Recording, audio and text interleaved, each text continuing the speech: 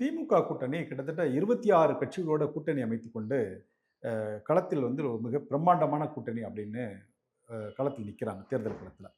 ஆனால் அர்த்மேட்டிக்காக பார்க்கும்போது அவங்களுடைய கால்குலேஷன் வந்து அதிமுக கூட்டணியோட கம்மி தான் அப்படின்னு ஒரு வாதம் போயிட்டு இருக்கு. நீங்க எப்படி பார்க்குறீங்க? இல்ல, இல்ல. அவங்க வந்து அ தெளிவா 3 தேர்தல்ல 45 விழுக்காடு வாக்க அதையும் தாண்டி பெற்றுட்டாங்க. 2019ல ராகுல் பிரதமர்ன்னு 53 விழுக்காடு வாக்கு பெற்றாங்க. 2021ல ஸ்டாலின் முதல்வர்ன்னு 45 விழுக்காடு வாக்கள் பெற்றாங்க. 2024ல ஸ்டாலின முன்னிறுத்தி, ராகுல் அல்ல. ஸ்டாலின முன்னிறுத்தி 47.3 விழுக்காடு வாக்கு பெற்றிருக்காங்க.